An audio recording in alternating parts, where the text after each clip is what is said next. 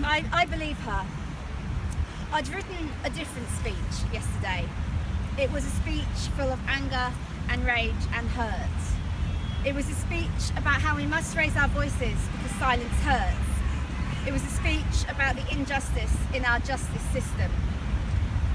It was a speech full of anger and rage and hurt.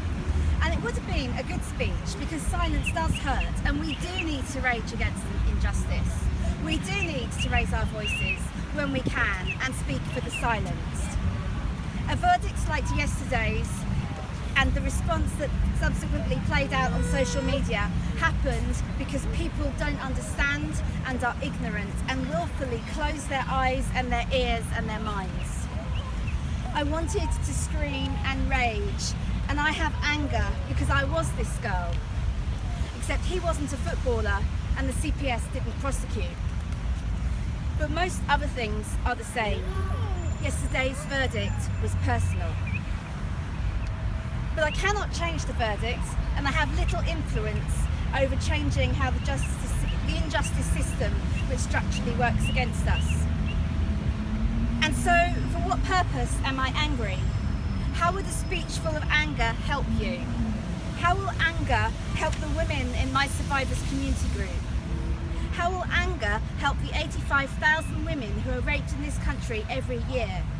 How will anger help the 14 out of 15 women who don't report it? How will anger help the 1 in 6 of my sisters who already feel angry enough already? Anger is helpful only to let out emotions that otherwise foster inside. But to do that, we're better off punching our pillow. So this was going to be a different speech.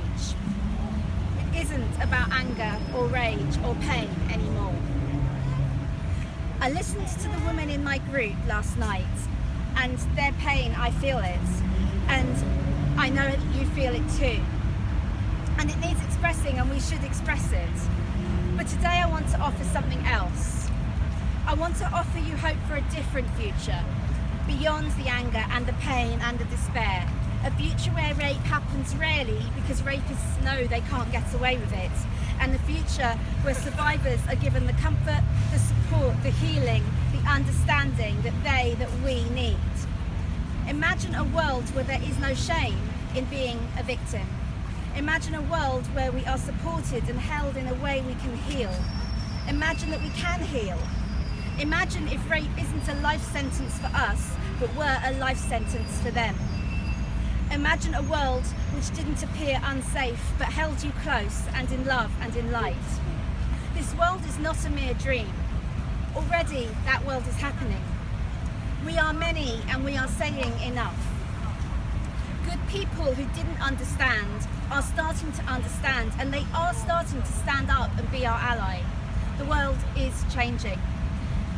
And where we can't get that support yet from within our own circle of family and friends, we can get it from each other. It's been proven that community is the most critical factor in recovery from rape and other trauma. And so I would like to invite you to my community, Reconnected Life, and join the other women there supporting each other. Last night that group was in pain and they helped each other. It is a sanctuary in a world of anger and pain and despair. It provides comfort, and in solidarity there is healing. We can recover. We are not sentenced to living a half-life. There is a way out of this, a way through, a way to be free, to live fully, to live whole, to live a reconnected life. And it starts with community.